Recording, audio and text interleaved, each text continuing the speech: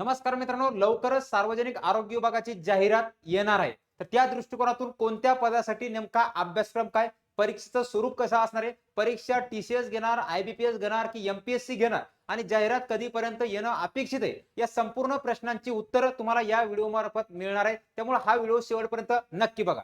बघा की तत्पूर्वी जे काही सार्वजनिक आरोग्य विभाग जी भरती आहे, या भरतीचा आपण अभ्यासक्रम किंवा परीक्षेचं स्वरूप जर बघितलं तर परीक्षेचं स्वरूप बघताना की पहिलं तुम्हाला काय असणार आहे, एकूण या परीक्षेमध्ये तुम्हाला 100 प्रश्न हे 200 गुणासाठी विचारले. बघा, 100 क्वेश्चन असतील, 200 गुणासाठी विचारले जाणार आणि या संपूर्णसाठी वेळ मिळेल तुम्हाला 2 तास.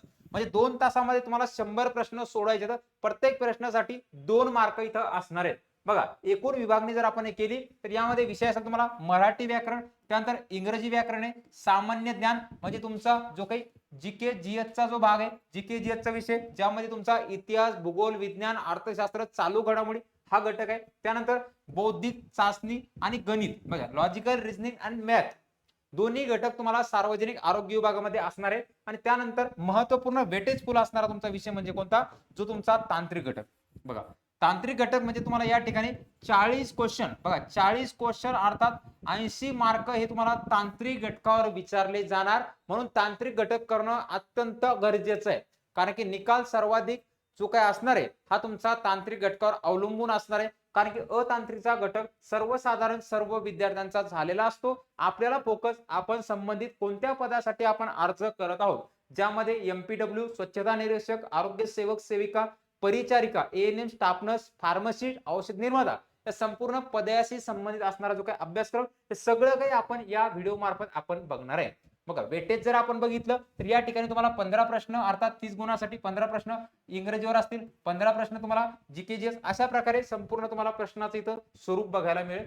बघा, तर त्या दृष्टिकोनातून आपण सार्वजनिक आरोग्य विभागाच्या संपूर्ण तांत्रिक घटकाच्या बॅचेस आपल्या त्रिशा फाउंडेशन ऍपवर सुरू झालेले आहेत, ज्यामध्ये आपण एमपीडब्ल्यू जे पद आहे, एमपीडब्ल्यू पदाची सुद्धा आपली काय तांत्रिक घटकाची बॅच त्रिशा फाउंडेशन ऍपवर उपलब्ध आहे.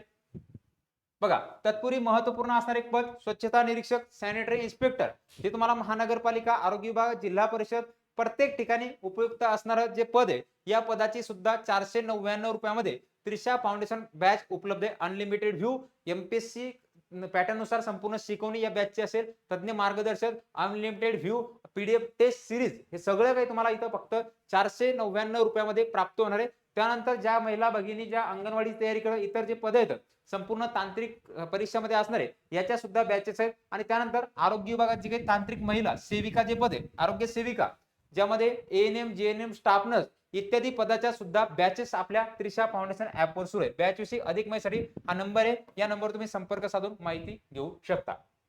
बघा, की मराठी जो अभ्यासक्रम आहे, मग मराठीमध्ये नेमका अभ्यासक्रम काय, आपण मराठीमध्ये काय वाचलं पाहिजे. बघा, की मराठी व्याकरणाचा घटक असताना तुम्हाला 2 भागामध्ये याचा विभाग आहे. एक आहे तुम्हाला व्याकरणाचा भाग आणि दुसरा तुम्हाला काय करायचा आहे, शब्दसंग्रह. बघा, शब्दसंग्रह हे दोन्ही घटक तुम्हाला करायचे आहेत. म्हणजे व्याकरण सुद्धा महत्व आहे, व्होकॅब्युलरी, शब्दधन, शब्दसंग्रह तुमचा असला पाहिजे. ज्यामध्ये जसं की व्याकरणामध्ये बघताना जसं की प्रयोग आहे, संधी, काळ, विभक्ती हा घटक अभ्यासायचा आहे. त्यानंतर समास आहे, अलंकार हे घटक काय तुम्हाला व्याकरणाचे भाग आहे. त्यानंतर शुद्ध लेखन आहे, शब्दसिद्धी हा घटक आहे. आणि इतर महत्वपूर्ण असणारा एक उत्तर म्हणजे कोणता, उतारा आणि त्यावर आधारित प्रश्न.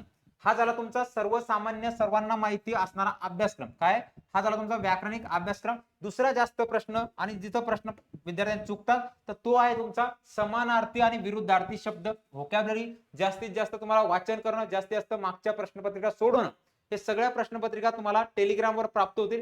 या व्हिडिओच्या डिस्क्रिप्शन बॉक्समध्ये टेलिग्रामची लिंक दिली, तिथं जाऊन एखाद्याला अवघड वाटलं लगेच काय करायचे, त्रिशा फाउंडेशन ऍप डाउनलोड करायचे.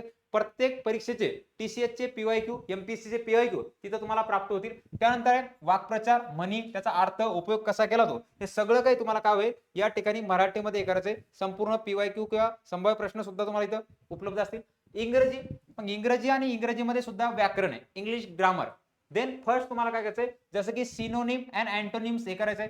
टेन्स वर प्रश्न विचारला जातात. डायरेक्ट इनडायरेक्ट स्पीच आहे. त्यानंतर ऍक्टिव्ह अँड पॅसिव्ह व्हॉइस आहे. त्यानंतर वन वर्ड सबस्टिट्यूशन, एका शब्दाचे अनेक अर्थ आहेत. त्यानंतर ऍडम फेजेस आहे. त्यानंतर पंक्च्युएशन आणि स्पेलिंग मिस्टेक वर प्रश्न असतात. फिलिंग द ब्लॅक, त्यानंतर काय प्रिपोजिशन आणि तुम्हाला पॅसेज, हे घटक तुम्हाला या ठिकाणी विचारले जातील. आता पुढचा सामान्य ज्ञान अर्थात जीके जीएसचा जो भाग आहे, बघा जीके जीएस मध्ये काय अभ्यास करायचा आहे, 15 प्रश्न जे असतील ज्यामध्ये महाराष्ट्राचा आणि भारताचा इतिहास.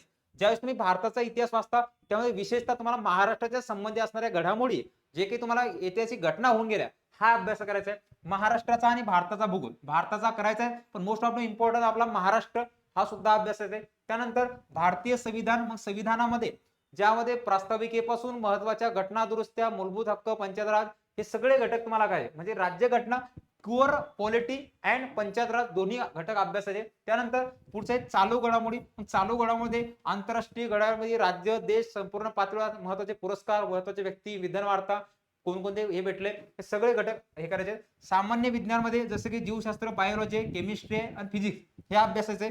आणि पुरस्कारामध्ये खेळ, चालू घडामोडी, योजना सुद्धा तुम्हाला इथं इतर घटक अभ्यासाचे. काय करायचंय, हा घटक इथं अभ्यासायचा आहे.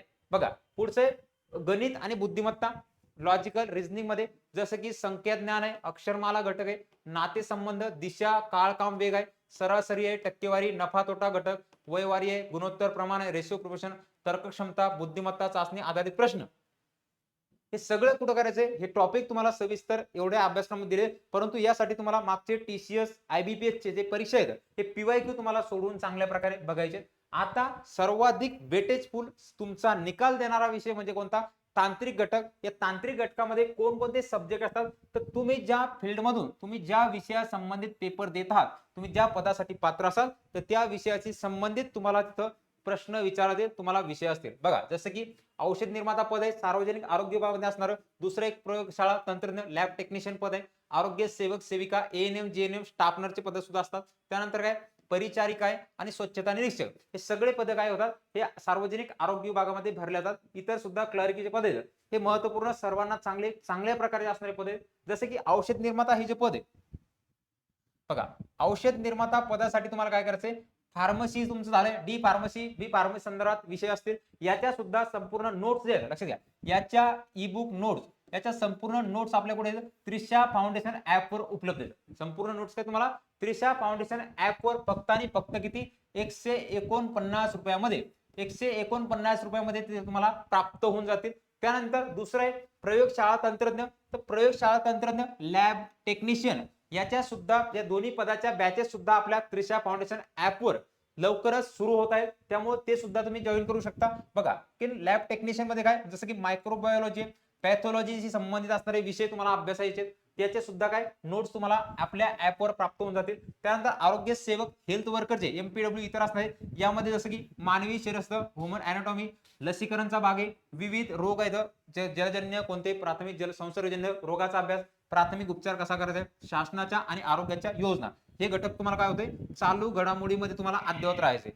बघा त्यानंतर पुढचं आहे परिचारिका, जे नर्स पद आहे, बघा नर्सचं पद आहे, तर याच्या नर्सिंग संबंधित विषयावर आधारित प्रश्न तुम्हाला विचारले जातील. त्याचा तुमचा चांगल्या प्रकारे सराव असला पाहिजे, त्याचा तुमचा अभ्यास असला पाहिजे. आणि दुसरं कोणतं आहे स्वच्छता निरीक्षक. तर स्वच्छता निरीक्षक हे संबंधित जो डिप्लोमा आहे यावर आधारित प्रश्न, जसे की रोगशास्त्र इत्यादी घटक इथं प्राप्त आहेत तुम्हाला.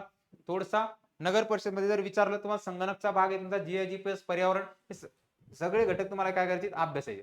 बघा तर संपूर्ण पदाच्या बॅचेस आपल्या त्रिशा फाउंडेशन या ऍप वर सुरू आहे. बघा बॅच जॉईन करण्यासाठी त्रिशा फाउंडेशन ऍप डाउनलोड करायचे. त्याचबरोबर तुम्हाला टेलिग्रामवर संपूर्ण माहिती प्राप्त होऊन जाईल. आणि त्यानंतर काही अडचण असतील तर खाली नंबर दिलाय 7387505802 या नंबरवर संपर्क साधून तुम्ही अधिक माहिती विचारू शकता. आता तुमच्या मनामध्ये असणारा प्रश्न की नेमकी जाहिरात कधी येणार आहे आणि जाहिरात येण्यापूर्वी नेमकी परीक्षा कोण घेणार आहे, तर याच्या संदर्भात एक महत्वपूर्ण माहिती याच्यामध्ये बघू आपण.